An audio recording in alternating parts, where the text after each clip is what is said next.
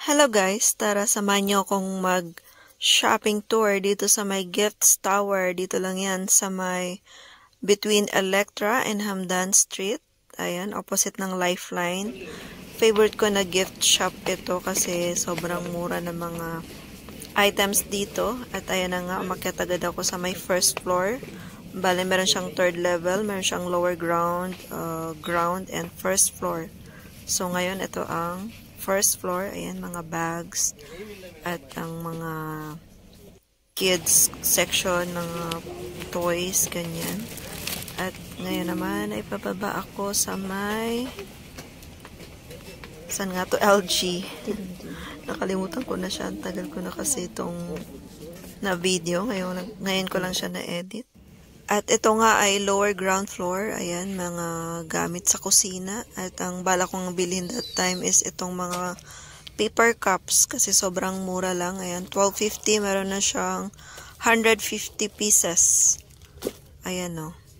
Sobrang mura na yan, guys. Pinakamura na yan sa lahat ng bilihan. If I'm not mistaken, lahat na ikot ko na lahat ng bilihan ng ganyan. Kailangan kasi namin yan sa shop, stocks. Kaya dyan ako laging bumibili kahit na medyo malayo na sa bahay ko. At ito nga mga electronics area, mga tools. Ayan, mura din dyan bumili. Ng mga gamit-gamit sa bahay. Ayan, ikot-ikot muna tayo. Medyo maliit lang siya na area guys, pero sobrang ang dami niyang mura na pagpipilian. Ayan, mga baso naman.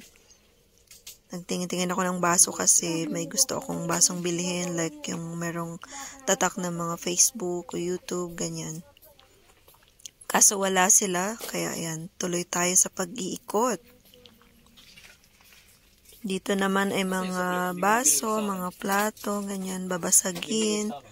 At meron din dito mga baunan, mga plasticwares. Ayan, meron sila, murang-mura lang din yan, from 10 dirhams, 5 dirhams, ganyan. At eto naman mga toilet, mga gamit sa toilets. Ayan, panglinis. At dito naman, umikot ulit tayo. Bali doon ako sa dulo, yun nandun yung cups.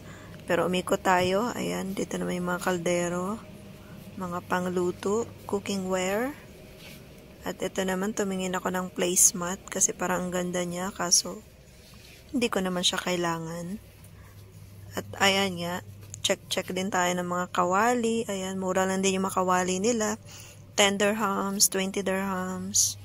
Ganon. At ito nga may parang granite texture sila. Ayan guys, sobrang dami ditong pagpipilian sa Gifts Tower Hamdan. Lagi ako ditong pumupunta kapag may kailangan ako mga gamit-gamit sa bahay. Ayan, dito rin ako bumili ng aking mahiwagang sandok.